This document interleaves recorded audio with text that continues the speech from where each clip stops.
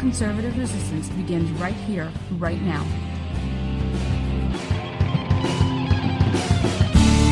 Oh, yes, indeed, ladies and gentlemen, boys and girls, children of all ages, the new millennial conservative resistance does indeed begin right here, right now, with you, and you are listening to, and damn, I hope you're watching the HoloNet on the mighty, the powerful MoJo 50 radio. Today we have an incredibly exciting show.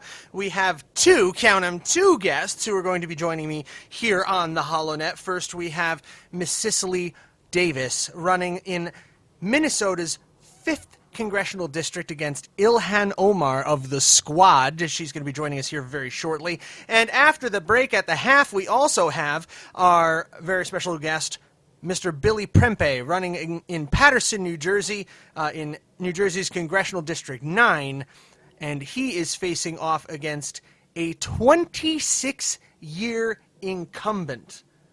It is absolute insanity. Billy ran back in 2020, but he's at it again, and I think this time he really is going to take it. He's going up against Bill Pascrell. So, extremely exciting show. Don't want to miss a minute of it. We're going to go ahead and get right to that interview with Cicely Davis.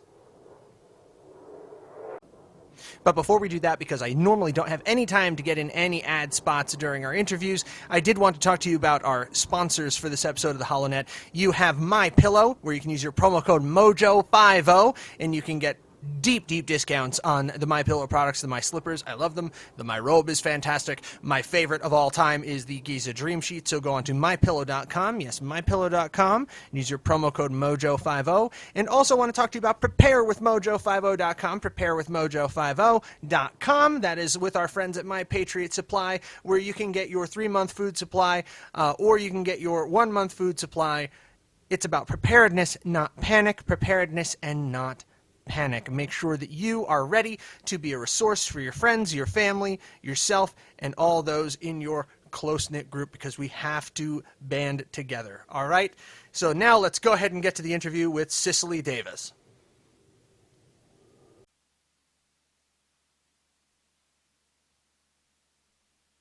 All right, folks, now we're going to go to our very honored guest. We're going to go to Cicely Davis, coming to us via Skype from Minnesota. Cicely, let me pull you up on the screen here. This is a running joke with our network. You know, Matt needs a producer.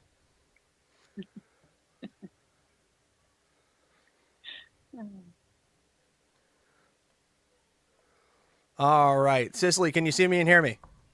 I can see and hear you. Hello. Excellent. Welcome to the HoloNet on MoJo 50 Radio. Thank you so much for joining us. Cicely, you are running in Congressional District 5 of Minnesota, going toe-to-toe with Squad member, Democrat Socialist, fairly well-established anti-Semite, Ilhan Omar. That is correct. Thank you so much for having me. You know, you're speaking to someone who's willing to go on the offensive. I'm willing to get it into the arena, and that's what needs to be done. This constituency deserves better. I am better, and I want to represent them genuinely in Washington, D.C. Now, Minnesota District 5. How long has it been since we actually had a conservative in that seat? Do you know offhand? 1963.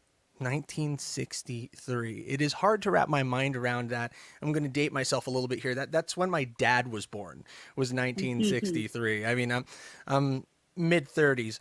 So it really is a groundbreaking concept for a Republican to be able to reestablish a foothold in that district deep in the heart of Minnesota, which really, looking back at past elections, I think we can argue wasn't significantly in play, especially at the presidential field.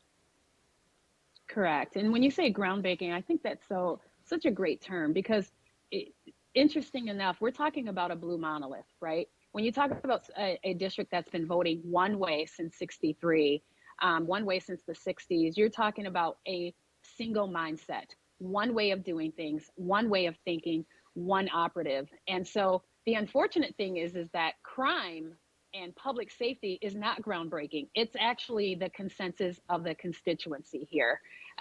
Needing to or wanting to leave a legacy for families and for children, that's not groundbreaking. That's actually what everyone wants, regardless of how you identify politically. And so what I'm trying to do is get rid of this democratic socialist agenda and get everybody back to common sense. And that's the operative that needs to reign here in this district. And we have to get this leader out in order to do that. Now, we know just the other day on GOP Newsfeed, we actually broke a story about you with regard to, President, I hate calling him president, but Joe Biden's decision. Now they're running away from it. They're pushing back hard, saying, oh, we weren't putting crack pipes in the kits. But unfortunately, what your spokesman says on Thursday is still true on Friday, unfortunately, because the government just doesn't change that quickly. I outlined in that piece that in Minnesota, as many people know, some people don't, this is where the hammer of the George Floyd protests and the Black Lives Matter movement fell the hardest and struck business owners and communities and individual people in their residences, burning cities, burning precincts. That's a hell of a situation to walk into as a Republican candidate.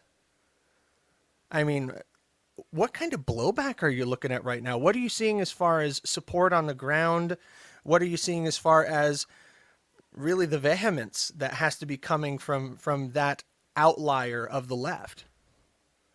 What I'm seeing is, and I'm having conversations with moderates and liberals mostly because they're the majority of the district, and they're telling me that they recognize finally that they voted someone in who is an absolute fire starter, as she said in her own words, that she's more interested in political theater than she is in actually representing them. So it's interesting that this socialist Marxist agenda actually always ends up negatively affecting or impacting the very community that they say they hold so dear and want to protect, communities of color.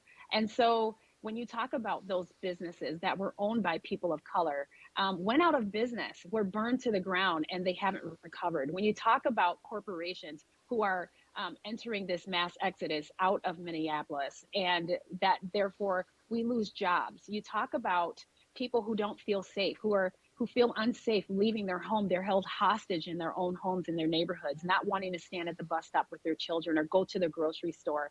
It's just a time for a common sense reckoning. And so that's what I'm hearing. People are tired and they are fed up. Morale is low. We want to get back to being the star of the North. And we recognize that it's these policies that have rendered us, you know, we've been rendered afraid. We are, morale is low. And how do we get that back? We have to find a champion who can actually bring the people back. And that's me. And that's what I plan to do for them. Are you seeing a lot of the victimhood mentality when you're talking to a lot of these people, or are you seeing just the pushback, the come to Jesus moment where, now we're flipping over the tables and absolutely having enough where I think it was Jefferson in the Declaration of Independence, suffering while the suffering is tolerable. Have we reached that point of intolerability in Minnesota? We're getting there, and it's more so. Her popularity is tanking in the district. It is increasingly diminishing every single day, and they're recognizing that the policies are rendering them completely bankrupt of their own personal safety, bankrupt literally because of interest rates, and they're not able to afford gas, or it's more expensive for diapers and formula, and the list goes on. Remember, someone famously said that elections have consequences, and they're recognizing now that they are suffering the consequences of that vote. This isn't a big red shake, point your finger and shake a hand in blue voter faces. What this is an understanding that, we need to be feasible. We need to take common sense to the voting booth. We need to think about our vote, and we really need to make a decision that it's not about R or D, it's about the candidate. A or B, which one best aligns with the life that we want here, who best represents our interests here in CD5. Whichever candidate best represents that, that's who you need to stroke. And they're finally, after voting one way since the 60s, finally arriving there. And it's been quite encouraging. I'm glad to hear that, because I always keep thinking back to, you know, there are these sayings, these truisms that I believe it was Twain who said, it's far easier to fool someone than, no, I think that was Solzhenitsyn. Far easier to fool someone than to convince them that they have been fooled. And I would argue that the people of Minnesota have been fooled for a very long time. I mean, as you've said, all the way back to 63, because you look at big labor in the industrialized Midwest, such as Minnesota, and then you get down into, you know, in Illinois and Minneapolis, and I'm sorry, Illinois and Indiana. You get into the Rust Belt there. Minnesota kind of starts rural and then bleeds industrial as you proceed further to the east, unless my geography is way off. So this is an area of the country that, going back to like William Jennings Bryan and saying, nail me to a cross of gold, populism has always caught fire in the Midwest of the United States, historically speaking, because the people there are either rural, close to the earth, working every single day, dawn to dusk, or industrial. But now, 21st century, industries are dying or dead. So much of the service industry is out there. Unemployment's through the ceiling. Right. I think it's just taken a little bit longer for people to realize that they've been fooled. And is it difficult to break through that? You know, what I like is that when you think about Ilhan Omar being voted in this district, it speaks to the heart of the people. What they wanted was to feel good about voting an immigrant in from a different country, a woman of color who is climbing and trying to make a name for herself. That speaks to the heart of the people. They want to give her a chance. What's happening now is that they're having to ask themselves, was the juice worth the squeeze? And they're recognizing that it wasn't, right? And so we have a fire starter, a Marxist socialist agenda. And so the people are recognizing that these policies don't represent us and what we stand for. It's not best for our families. It's not best for our future. It doesn't help us build businesses, leave legacies. It doesn't increase morale here. It doesn't speak to who we are as a constituency. And so being able to be a champion for these people here in this district really counts on them. I actually need them to join me, right? It isn't just about pulling them in to ask them to just give me their vote. I literally need this constituency to join me and to take back this district. And so they're going to have to release the R and the D, the political identity at this point, and realize that there are policies, there is a leader that best represents you in Washington, D.C., where you can feel safe, you can earn, leave a legacy for your family. Education will be a focus where we will put parents in charge of curriculums so that they can put their children in a school that best educates them so they can dream dreams and become a part of society. That's all Minnesota. That's who we are. That's what we want. We can get it back, but I need that constituency to join me. And from what I hear, they're willing to do that. And I'm very, very encouraged. November promises to be quite a month, and I think it has a national implication. I would agree. I think we said groundbreaking before, and you throw around words like historic, and I think this goes back to the collapse of the Blue Wall in 2016 when President Trump managed to take the Rust Belt from Hillary Clinton and blew minds all over the country. I think this would be a similarly seismic event. But real quick, I'm a precinct captain here in Arizona. I'm a precinct committeeman. I go to the meetings, and the question that always comes up to me when I'm speaking to somebody who has congressional aspirations is, are you in those meetings? How healthy is that local grassroots political party in CD5? How healthy are those meetings? How excited are those people? Are you guys packing rooms, or is it, all the white hairs are attending and that's it? You know what I mean? Where people often say the problem with the Republican Party is we're all going to be dead in 20 years. Are you getting to the 20 somethings, the 30 somethings? Are you getting to the younger parents who are now looking up and saying, I've been homeschooling my kids for a year and for some reason they're doing better? Are you getting to these Yeah. folks now? Yeah, and the answer to that is yes. So I spend time at the U of M campus every Tuesday with the college kids there. I'm actually reaching out, and I have uniform support from suburban moms.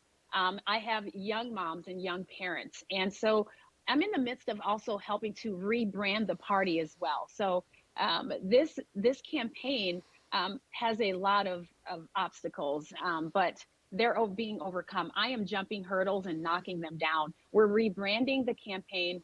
We're rebranding the party. We're building coalitions.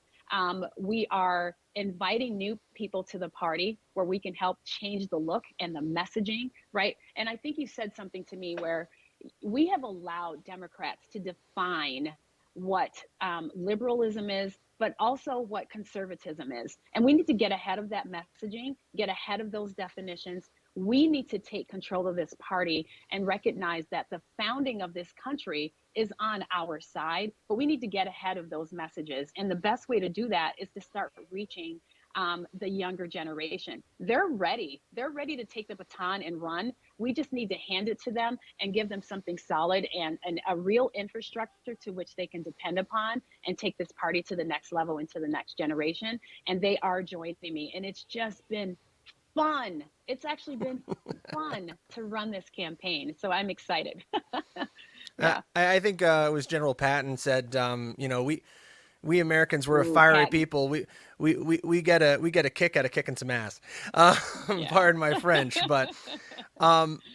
one thing I know we spoke very briefly before we got on air. One thing that I've been kind of kicking myself over is in that story that I penned about you the other day.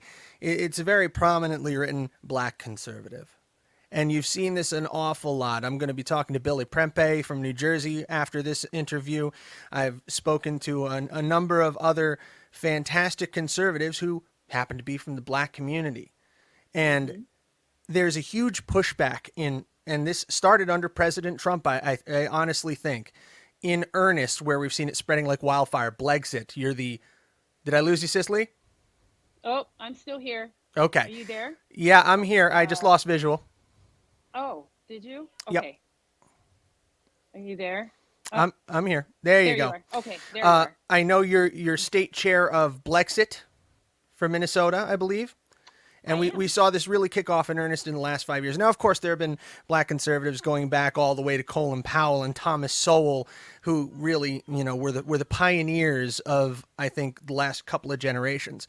But now we're seeing 20 somethings, 30 somethings, 40 somethings getting into the political field and establishing and saying that conservatism, despite how the left throws identity politics in our face all day long, conservative thought, libertarianism has no color.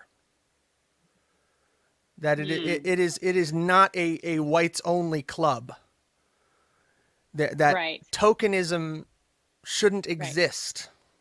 That I yearn for the day when I just go, America First conservative Cicely Davis, instead of Love it. that headline writing itself as black conservative Cicely Davis. And I pointed that out to myself, and I was angry with myself that I actually had to cave to that identity politics for that Hmm. headline to get noticed. And I hate doing it, and I don't want to do it anymore. So Right. where do you see this leading? Do you think there's a hope in the next 5-10 years of conservatives like yourself pushing back hard against that image that conservatism has a color and that libertarianism has a color? Absolutely. And I wouldn't be in it if I didn't think there was hope. But what you're talking about is really amazing. I'm so glad you brought that up because this again tells you who's ahead of messaging, who actually is leading the campaign on politics today. It's all about identity politics. That means liberals are ahead of this. And so they are defining, they're putting out the terms, they're ahead of marketing. And so we need to get a hold of that and recognize that we are Americans and that And I understand the significance. I think that for me, when I'm amongst my family members, obviously we don't point out the fact that we're Black, but I like to remind them that I'm actually returning to our original voting party, which is the Republican Party. But when it comes to America, my goodness, I see red, white, and blue, and that's the side that we need to be on, right? And Absolutely. so getting that return means that we need to get a hold and get ahead on the marketing and who defines the definitions. And right now they're in the lead, and we need to take control of that. Republicans need to be better. We simply need to step up and get better and really make sure that we're successful in pushing the fact that we are red, white, and blue, right? And it's individual Blacks and whites and browns that make up that beautiful red, white, and blue consistency. But we're red, white, and blue first, and I love that message, and it's absolutely mine, and it's an anthem. So Absolutely, and it's what I was raised on. I have yeah. a family that cuts across racial barriers. I've grown up in that. I grew up in Carteret, New Jersey, which is I live in Mm. Arizona now because I went for redder pastures. But like I said, Hmm. deep in New Jersey. I grew up in a racial melting pot. In my hometown, we had a large Black community, large Hispanic community, a large and burgeoning Asian community. We had a large number of Hindus and Punjabis coming in from India, Pakistanis, a lot of Egyptians, Arabs. It was a fantastic influence on me and a way to grow up. I mean, I had an operational understanding of some words in Hindi by the time I was 16. It's gone now, but I did back then at least. Hmm. And it was a small town feel too. Population 24,000, one supermarket. If I did Wow. if I didn't know your mom's name, I at least knew what she smoked because I had to get it out of the Yeah. cabinet. Oh, she has the I red love Moors. it. Okay. I love it. But, I love it. coming from that background where I Hmm. was raised with a necessary color blindness Hmm. and being told in my 30s that now being quote unquote colorblind makes me racist because I don't see the cultural differences, because I don't acknowledge blackness or brownness, and I don't acknowledge my white privilege. And being told that, it's a slap in the face. It's antithetical to everything that I was raised to believe, that I can honor the culture of Black America while still not seeing race as a divider. Right. And that it's And an so we need to and okay, go ahead. I'm sorry. the other thing is, people talk about appropriation. I go, man, appropriation is love. Appropriation is admiration of a culture. My older sister had cornrows put in her hair by her friend Shamika. You know what I mean? And they looked really Yeah. great on her because she had particularly thick hair, and it was very unmanageable for her, and it made her life easier when she was playing I sports. love it. Okay, but these days, a high school girl does that, she gets raked over the coals. She gets put on TMZ, and it's shameful over a There's a damn resentment. hairstyle. Yeah. Yeah. There's a resentment to the American experiment. Understand that agenda. There is an absolute resentment to the melting pot and how exceptional that concept is and how successful it is and how influential it has been on our globe for our allies who want to mimic the way America does things, our operatives, you know, the way we conduct ourselves, the way we have succeeded. And so that's what an Ilhan Omar and an AOC and a Khalid represent. They want to completely dismantle that. We need to make sure that we hold strong into those truths and that we maintain those traditions. We have to stand strong and embrace it. So, you know what? The melting pot is a beautiful concept. And has resulted in in American exceptionalism. No one on the globe in 193 nations have had the success. We have never, ever changed our constitution. Only one nation on the entire globe can say that, and that's America. Those are the kind of things that we need to hold on to, and we need to make sure that we're pumping our fists and making it an anthem, being proud of it, embracing it, so that it just becomes very contagious. Civics being taught in our schools is another thing. We need to make sure our kids understand how America works and how they can truly check into the American experiment and live the American dream. I am firmly behind you, and I am very, very excited about your candidacy. And I think you have a fantastic opportunity here to help reset the narrative. And like we said, go back to that melting pot concept where it's an embrace of a lot of people have started to push back against multiculturalism, but that isn't the answer. What we need to do is we need to embrace multiculturalism as the melting pot, as was always envisioned in the American dream, and not this siloed off version of multiculturalism, not this balkanized concept where everybody has to be in their own separate hole and not interact with each other. I think that your candidacy and a lot of other conservatives that I've spoken to were pushing back toward the correct idea of multiculturalism and the big tent of the Republican Party, where it's not what the left has set the narrative that we are. That's correct, and I love it. All right. Well, we're running a little short on time here. I've got Billy coming up at the bottom of the hour. I wanted to see real quick if you could let us know how our listeners and how our readers can find you and how they can help, even if they're outside of Minnesota. Yeah, you go to CicelyDavis.com, CICELY Davis.com. On Twitter and Instagram, I'm at Cicely Davis, MN. All right, Cicely, it's been a pleasure talking to you. Thank you for joining us on the HoloNet. I hope to have you back again as Congresswoman Cicely Davis after November, and we'll talk to you. All right, sounds good. The answer's already yes. Can't wait to come back. Fantastic. All right. Just one moment, please. Thank you, Cicely. Thank you.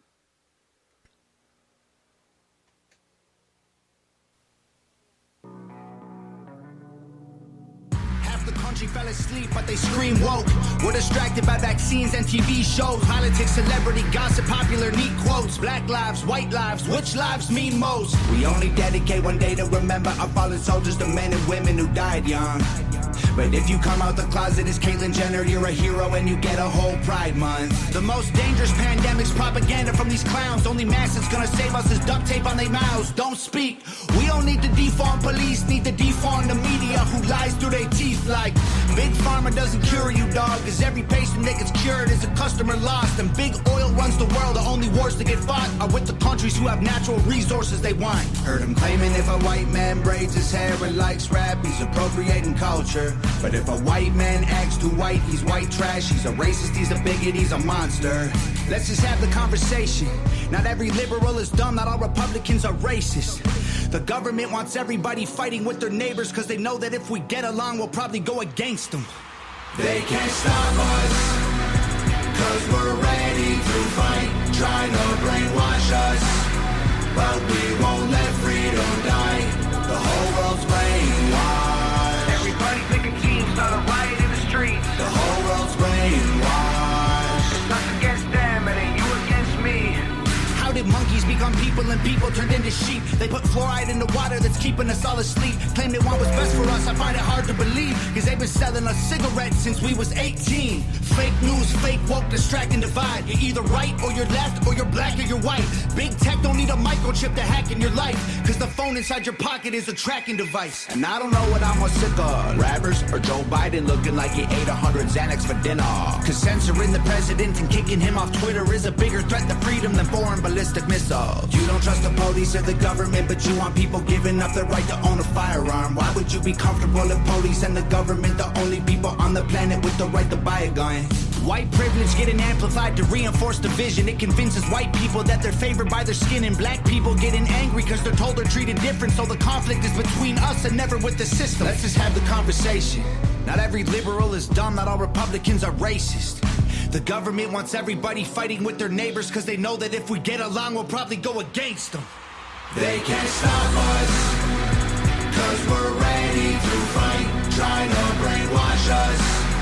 But we won't let freedom die, the whole world's brainwashed. Everybody pick a team, start a riot in the streets. The whole world's brainwashed. It's us against them, it ain't you against me. Step 1, train the people only to consume. Step 2, infiltrate adults with the news. Step 3, indoctrinate the children through the schools and the music and the apps on the phones that they use. Step 4, separate the right from the left. Step 5, separate the white from the black. Step 6, separate the rich from the poor. Use religion and equality to separate them more. Step 7, fabricate a problem, made a lie. Step 8, put it on the news every night. Step 9, when people start to fight and divide, take control. This is called situational design. They can't stop us, cause we're ready to fight. Trying to brainwash us, but we won't let freedom die. The whole world's brainwashed. Everybody picking teams, start a riot in the streets. The whole world's brainwashed. It's us against them, and then you against me.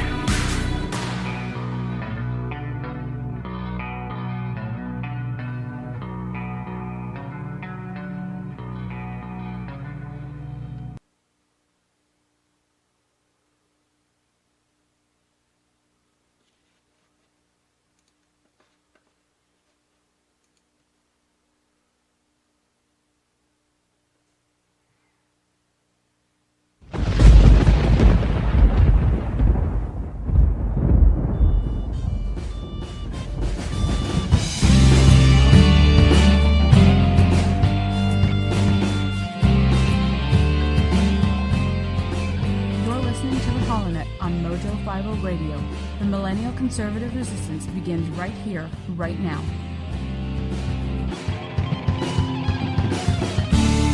And we're back. You're listening to Holland on the mighty powerful MoJo 50 Radio. Thanks for hanging out through that break. Right before that, we had Miss Cicely Davis running against Ilhan Omar in Minnesota's 5th District. Now we are flipping right the hell around to the east coast of the United States, to my very own cradle, if you will. I've often described New Jersey as the ex-girlfriend who tried to kill you, robbed you, but you still love her anyway.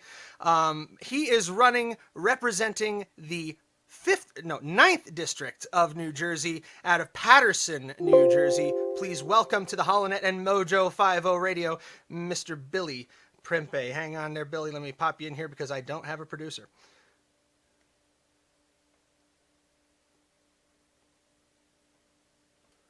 All right, Billy, can you see and hear me, sir? Yes, sir. All right, so let's just flip around so you're on the big screen there. Billy Prempeh out of Paterson, New Jersey. Billy, say hello to the MoJo 50 audience and tell us your story, my friend. How's it going, everybody? So my name is Billy Prempeh, and it's funny that you mentioned Cicely. I was just with her not too long ago. She's going up against some insanity over in her district as well. I'm from Paterson, New Jersey. I'm first-generation American, United States Air Force veteran, and I decided to run for Congress because if nothing gets done, the 86-year-old man that's in Congress right now, 26-year incumbent, is going to continue to make decisions for my generation and the following generation. And right now, he's leading our country off the cliff, and he himself is also willing to join the squad with the likes of Ilhan Omar and Rashida Tlaib, and our community's already doing horrible. In a place like Paterson, it's just like you said, where I live in the 4th Ward, which is actually, unfortunately, one of the most violent parts of Paterson, New Jersey, where you will probably get robbed, shot, and killed, God forbid. But I can't leave because I love her the same way I love New Jersey, and that's why I decided to get up and fight. I want to see my community do better. I want to see our district do better. I want to fix our terrible, terrible education system. I want to bring some jobs back into the community, and I want to, more importantly, above all, bring safety, common sense, and law and order back to this area. Damn, rapid fire style, man. I love it. You dumped an entire commercial into like 30 seconds. You've been doing this for a while. No. I ran for Congress before in 2020, but this is my second go, so I guess 2 years, but not really.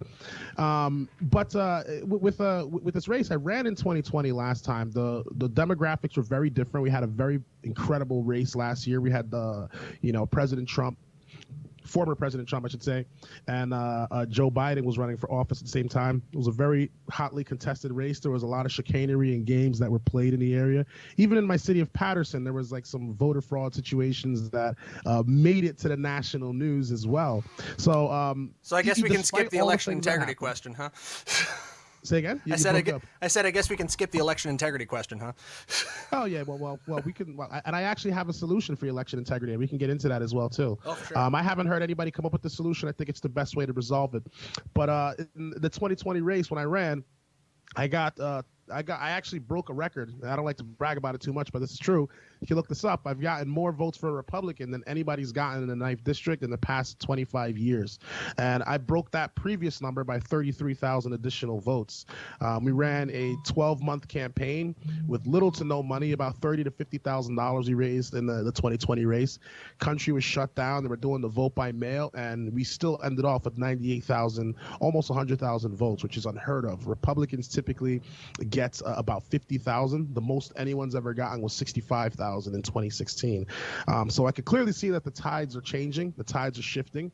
And even before the redistricting happened in New Jersey, which was December 22nd, we were running in a D9 district. We were a D16 district. And now that the district has changed, we're at D9. We've gotten significantly more Republican, a lot redder. And Bill Pascrell is going to have to actually get up and run and actually campaign, especially in these new cities he's never been in that are deeply red areas. So I believe this is going to be his final rodeo. I've got a strong team that's running with me, as well as for local seats in Passaic and Bergen County. I believe this is the year that we're going to put Bill Pascrell down and we're going to retire him. And I will gladly give him that pina colada. He can ride into the sunset and enjoy the rest of his time. Thank you for your service, but it's time for a new generation. That's fantastic, man. I mean, I can't believe that the dude's 85. I just had to go in and fact check that real quick. I'm like, my God. How many octogenarians are we cramming into Congress right now? I mean, it's insanity. You see, it's not even that they're being crammed in. It's that we don't have a set boundary on who could actually sit in office. I don't know if you know this or not, but I'm a very strong proponent of term limits, and I have something called the 8-10-12 plan, where presidents are limited to nothing but 10 years, House representatives are limited to 10 years, and senators are limited to 12 years. Anything past that point, I believe, and it's not even that I believe, we just see it. Anything past those limits, these leaders start to go tyrannical. They start to worry about their own personal interests, their own pockets, their lobbyists, their special interests, rather than the will of the American people. I mean, look at Nancy Pelosi right now. She's been in there, I believe 37 years, 40 years, and she's making all kinds of stock trades to the point that people on the internet are following her stock trades to make money because it's practically a sure shot. I wonder where she's getting all that information. You know, she's been in there for a long time. She's got lobbyists calling her all day and every day, and she's benefiting from this. You know, my opponent, his son is one of the biggest lobbyists in Washington, D.C., practically selling access to his father like someone else we know in the White House. So it's getting ridiculous. You know, if I get into office and I can't get my job done in under 10 years, I failed the American people, not the other way around. You shouldn't be in there as if this is a career. This is not a career. This is a duty. This is a service to your nation, and this is something that should be an honor to do. And unfortunately, we have so many people in Congress and in the House of Representatives that are using it as a stepping stone for further things and to benefit their own pockets. So how do you tackle a culture of corruption like that? I mean, you're talking about term limits. Now, term limits, it's one of those very, very difficult prospects. Let's hypothetically say you get into Congress, okay? Because don't get me wrong, I'm not doubting your intentions. It makes for an excellent campaign speech to talk about term limits. But let's get down to brass tacks. You're asking people who have been in power for decades, for generations, to effectively vote themselves out of office. So that is a very, very steep hill to climb. It's a huge ask. And I mean, even if you had an overwhelming Republican majority in both houses, because red tsunami's coming, you know, the polls are all saying it, the polls are all showing it, we're looking at a very, very strong 2022. Let's not get cocky, though. But even if you had an overwhelming majority in both houses, there's a lot of old Republicans out there, a lot of old guard GOP, who are going to be just as hesitant to ink that piece of paper as anybody else. The only time I've really heard term limits seriously discussed is when we're talking about an Article 5 situation where Congress can effectively be sidestepped. So do you feel like you can make this work in Congress somehow, or is it going to take something like an Article 5? I believe it's possible, and I may even modify my 8-10-12 plan a little bit as well too, because Madison Cawthorn just recently proposed some legislation that would that I believe would be a lot more effective. Like, I believe there has to be a time limit 8, 10, 12, but his way of getting around that problem that would prevent sitting legislators from voting themselves out is that anyone that's currently sitting as congressperson will be exempt from the provision that they'll have to be removed from office. At that point, the only way to get that person out of office is to vote them out. Any congressperson after that point would be subject to the term limit. So it may not be this Congress coming up; it may be the next 2 Congresses, and term limits will be able to be a practical reality. So I think the people that are in there, if you've got it locked up, like you say you got it locked up, term limits shouldn't apply to you if you think you could stay in it. And I'm talking about the Pelosi of the world, for example. However, if they do decide to retire or they're voted out, anyone that comes in and replaces that seat, you're subject to term limits just like everybody else. That makes sense. I think that was a brilliant provision that he put in there. I think that's actually a good way to meet in the middle. I really do, because that's the biggest issue that I typically take when you have people talking about, oh, I'm going to go for term limits. I'm going to go for term limits. Yeah, people have been talking a good game about term limits for 30 years. Here we are in 2022. So that fresh take on it, especially from Madison Cawthorn, as embattled as he is, my God, did you hear about the BS that he is facing with North Carolina trying to oust him as an insurrectionist? I have not followed that. No, I didn't know that. They're trying to disqualify him. They're taking him to court. On what basis are they saying he's an insurrectionist? Based on the fact that he spoke at the Stop the Steal rally. And based on the fact that he objected to the Electoral College certification of Wisconsin, they're trying to say that that makes him an insurrectionist. That's ridiculous. I don't think that lawsuit's going to go anywhere. No, but I put this out in a story. I don't know if it's broken yet, but it will be in the next couple of days. The whole point behind this is they're taking away from his time, from his money, his resources, and from his energy. And doing that during a campaign is a surefire way for you to have an advantage. Yeah. Because if they can because if he has to fight this all the way to the Supreme Court, he's going to have a hell of a time running a campaign in the process. It's true. And with his potential legitimacy on the ballot up in the air, how many people are going to want to donate to him? It's sabotage. It really is. It's electoral sabotage. That's insane. And it seems that they're trying to do the same thing to Marjorie Taylor Greene as well too. They're trying to paint her as a absolute psychopath. And I think that the problem that they have is that, and Marjorie said this as well too the other day when she was on the Tim Pool show, and I totally agree with her, is that the powers that be, the ones that have been in office for decades, the ones that we want to have term limits, for example, can't stand the fact that regular people are in Congress actually representing the people. It's these Ivy League suit and tie, real estate, lawyer, Yale University types that are in Congress right now that just can't stand the fact that someone is actually trying to do what's right for the American people, someone that's actually trying to stand up for them and not for their own special interests. Absolutely. I think you're onto something there. Quick question for you. When we're talking about a new campaign for office, when we're talking about anything like that, I'm a precinct captain, I'm a precinct committeeman here in Arizona, so pretty friendly place to be a Republican.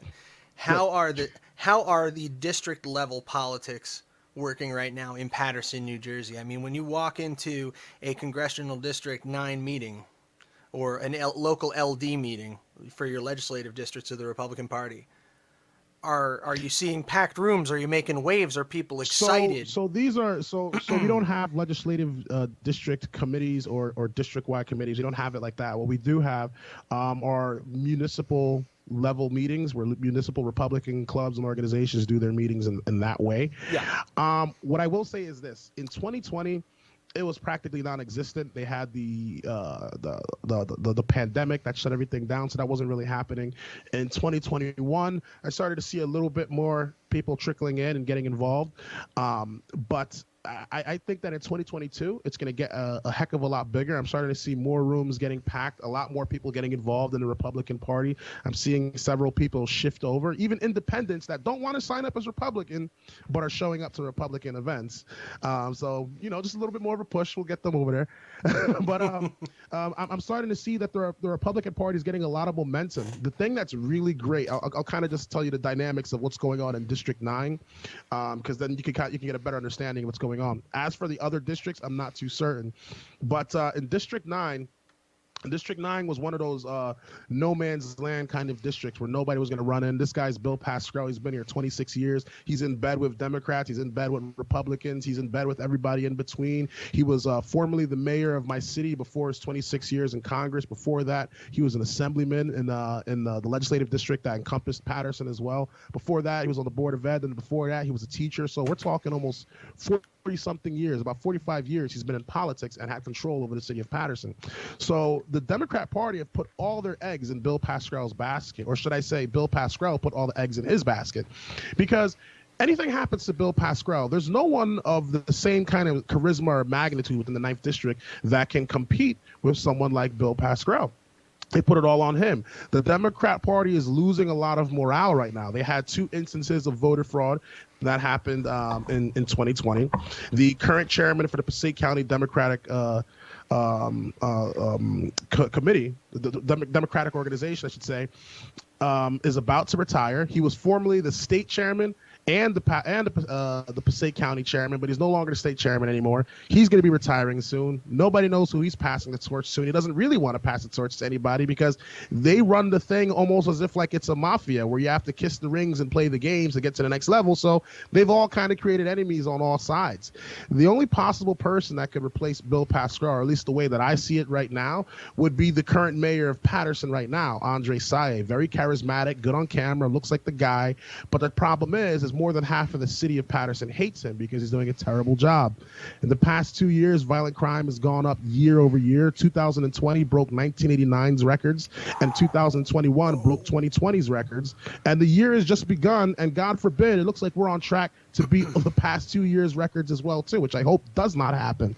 They've allowed our community to fall apart. And if the mayor loses his race, which is coming up in May, and I believe he will lose his race, and I'm doing everything in my power to ensure he loses because I've lost way too many friends in this city because of his horrible defund the police type rhetoric and policies. They're rolling that in Paterson? All of this in Paterson. Oh my God! So Paterson is the third largest city in the third largest city in New Jersey, and it makes up a population of, they say, 200,000 based on its previous census. In reality, it's about 250 to 270,000. There's a lot of illegals that are living in the city. It's a sanctuary city as well too. A lot of homeless so too. It's definitely more than that. So. With all those things going on in our district, the morale's low, and in Passaic County, one of the largest counties in District 9, Jack Ciattarelli, who ran for governor in 2021, he got 48% in Passaic County, which was mind-blowingly unheard of. Like, no one thought that would be possible. It's traditionally a pretty blue district, but the fact that he got 48% showed to people that, like, the Democrat machine can bleed and it can break. Before the night was over, Jack Ciattarelli was shown to be the person who was going to be our next governor. We had 3 Republican county commissioners that got elected. The county clerk got elected, all of Passaic County. So we thought it was landslide. We won Passaic County until 3 a.m. The 5 precincts in Paterson didn't report. Next thing you know, the only person that won was 1 Republican freeholder, which was still great because this hasn't happened in about 15 or 18 years. But even still, the problem now is, we were like, wait a minute, that ballot dump came in the middle of the night, and it came in Paterson, right? There's over 8,000 registered Republicans inside the city of Paterson. They just don't come out and vote. Why? There's not a lot of Republican representation. I faced the exact same thing in 2020. We don't know too many Republicans until 6'2" black dude with dreadlocks shows up with a Trump hat. That's different. It's like, I've never seen someone like that. But now a lot of them are starting to come out of the woodwork, and they're starting to run a little bit differently. And they're sick and tired of what the Democrats are doing. This 2022 midterm, I believe the path to victory is to shave down at least 20% of the vote in Paterson or Passaic County. Because since that's the largest city, it's also the bluest area. If you look at the map of District 9 on my website, you can see what I'm talking about. Yeah. Most of the new towns that got, in fact, all of the new towns that got brought in are significantly Republican. While we lost some of the bluest areas in our district, the big money towns like Fort Lee, Englewood Cliffs, these areas where Bill Pascrell would traditionally raise a lot of funds, are no longer in the district anymore. So he has to walk into an area he's never been and run at 85 years old. So he's clinging to the mayor of Paterson, and they're kind of campaigning together side by side. We're going to get, millions of dollars in grants to help end the gun violence violence. And I'm like, you should have been doing this 2 years ago. You should have been doing this in 2020 even. I mean, we're down 148 police officers. Violent crime has gone through the roof. And to make matters worse, the former police chief of Paterson, right? Extremely, extremely well-respected guy. I was with him yesterday. His name's Troy Oswald. He's formerly the chief of Paterson. Everybody that I know loves this man. Everybody. You can't go anywhere. He can come into the most dangerous part of Paterson. They will give that guy so much respect.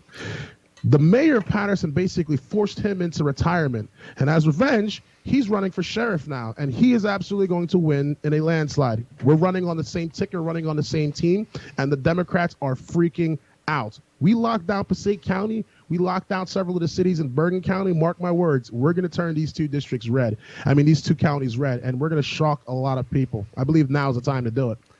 Hell yes. I mean, this is the most hopeful information I've heard come out of my home state, I think, in 10 years. So now here's the bad news. I mean, when the definition of a Republican in New Jersey was Chris Christie. Well, yeah, that's dear God in heaven, that man. But this is exciting, and this gives me, like I said, nothing but hope for it. And I do know you're going to be looking at some headwinds coming up. But I'm sorry, you're about to say something. Go ahead. So the bad news is this. Not for me, though. There's no bad news for me. But for the other people, and I feel bad for the other congressional candidates that are running. But District 5, for example, right above us, in 2020, the Republican that ran, Frank Pallotta, he got 45%. He did extremely well. I got 32% in my race in 2020.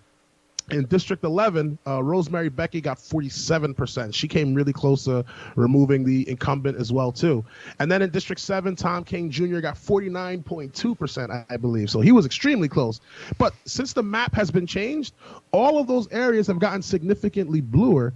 But 7 got a little bit redder. But District 9 got significantly redder. And I anticipated this happening because if they want to keep Frank Gottheimer in District 5 and they want to keep Mickey Sherrill in District 11, they're going to have to make District 9 redder. And I think they're, once again, putting all their eggs in Bill Pascrell's basket. Like, he's got it locked. He's not going to lose. They banked on him. Make it redder. They banked on him. They are underestimating Billy Prempeh. They are really underestimating me. Oh, man, I love an underdog story. I love it. But, yeah, it sounds very much like you said, like in their redistricting maneuvers, they were banking on Pascrell to be able to hold the line in Passaic, and in Paterson, rather. And, my God, would that come back to bite them? Would the blowback be beautiful? They're not going to be able to. And even if they could, they'll probably say, look, we can afford to lose Pascrell, but we'll just run somebody else to beat Bill later. But here's the problem. They don't have anybody else. If the mayor loses, his political career is over. I was going to mention this because this seems to be a problem that's gripping the entire Democratic Party. It's the same problem that Giants fan, Jets fan, or Steelers. I don't even watch TV. Oh, really? Okay. So I was going to say, I used to watch a little football when I was a younger man, but old problem that the Giants always used to have is no benchitis. That's what the Democratic Party has right now, because if you look at it from a national perspective, even from the presidential look, who do they have to run against Donald Trump or against Ron DeSantis in 2024 other than Joe Biden? The most rational person that they should run and totally get behind is Tulsi Gabbard, I believe. Yeah, that's the only way they have a chance. But Tulsi Gabbard's been frozen out of her own party, so it's never going to happen. They have no bench for president. They have no bench for speaker, because who has the notoriety in the House on the Democrat side to realistically be able to circle the wagons for speaker? Booker? Nobody. Nobody. Nobody. And that's the best thing. It's like, wow, they've put all their eggs in these ancient oligarchs' pockets, for lack of a better word. The Republicans, we have nothing but space. We have nothing but time, and the party is wide open for growth. A lot of people that I know of personally that have tried to run for political office in the Democrat Party will get shut out for these old schools that nobody really likes anyway. And now they're like, well, the Republican Party seems wide open, extremely wide open. And it's like we're still building the walls while they've got a whole entire mansion. And people are starting to say, you know what, let's shift over here and fix it. In fact, their policies actually make a heck of a lot more sense. And we're going to start to see that snowball effect keep going more and more. That's why I decided not to move out of here and stick around with this race, because I know and I firmly believe I can save my community if I stick in this race. Man, I hope you do. And I know from my own experience going to precinct meetings like back in 2012. I walked into the room. I was the youngest man in the room by 40 years, full stop. you know, and it was the Republican Party, you know, they're red except for the hair. The hair is blue. Yeah. You know, and that's kind of the direction of it. But right now we're seeing the opposite start to form. We're starting to see younger Republicans and Republicans cutting across racial barriers, cutting across financial barriers. And traditionally, the Republican Party has been viewed, and this image has been created largely by the left, as the party of old white men.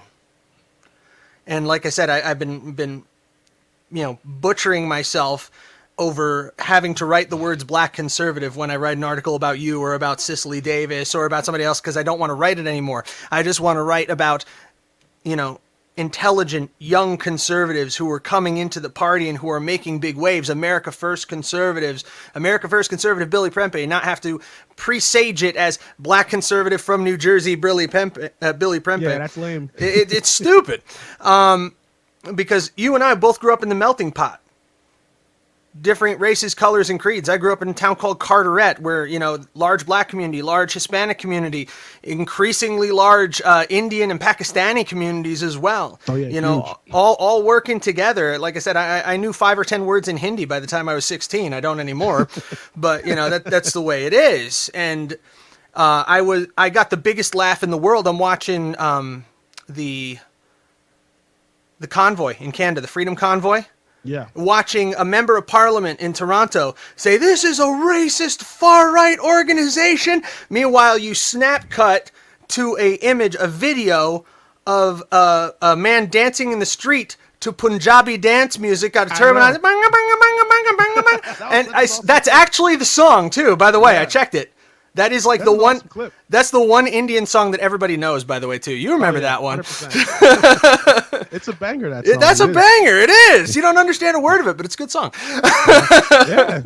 But seriously, that's what I saw. And I went, oh my God, look at this. This is the encapsulation right here of people trying to paint conservatism, people trying to paint freedom, and people trying to paint rejection of this medical tyranny that we're facing right now as being inherently racist at its core and being ignorant. But here you have a beautiful scene of people of different creeds, colors, and faiths. You have white men, black men, Asian men, Hispanic men dancing in the street, carrying their flag to Punjabi pop music, and I'm there, man. I'm there, and I'm like, this is the image that we need to be showing of what conservatism is in 2022. It cuts across all lines. The good news is a lot of people are changing. A lot of people are shifting. You see the Democratic Party, for the most part, a lot of the things that they're pushing is identity politics based rhetoric. We gotta do bail reform because it hurts black people, which isn't true. And what's funny? In the city of Paterson, they're backpedaling on their policy with bail reform. They had bail reform in the city of Paterson, and people were dying left, right, and center because of it. So now they're undoing that, right? But somehow racial equity, right? Joe Biden wants to give these pipes out. And I know there's conflicting information, but they're saying Joe Biden wants to give these pipes out for racial equity, right? How many times do you have to hear that as a minority where you kind of have to sit there and say, like, this is all BS. Like, why does everything have to be about race, right? Oh, we're gonna give amnesty to everybody because racism. We're gonna pay for college for these people because racism. And like, that's all they've got. Like, me, what I want is very simple. What conservatives want is very simple. And I broke it down in a very simple plan with what I want to do. First off, the freedom of education plan, right? Freedom of education plan is very simple. We have a tremendous job gap in the United States. We're importing jobs from overseas that could be filled by Americans. We don't have any trades, mentorship, or entrepreneurship programs inside of our high schools.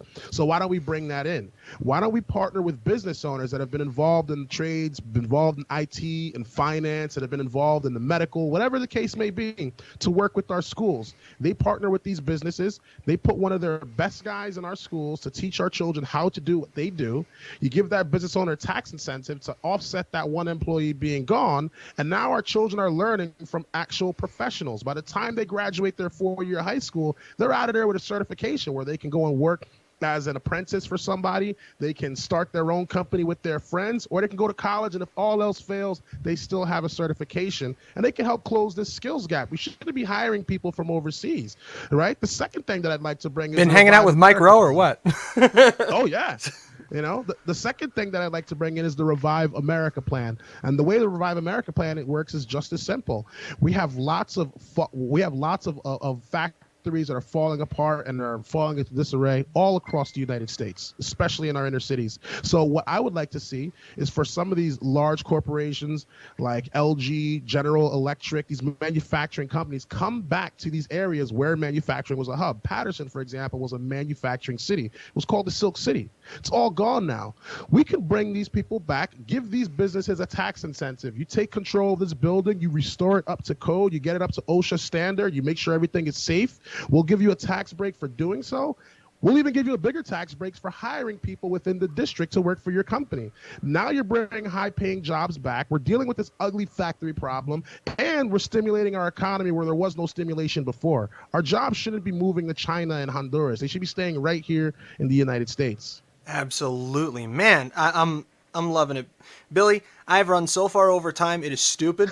So what I'm going to do is I'm going to go ahead and cut it right here, but I'm definitely going to have you come back if that's all right. I'd like to have you come back in a couple of weeks. Come back.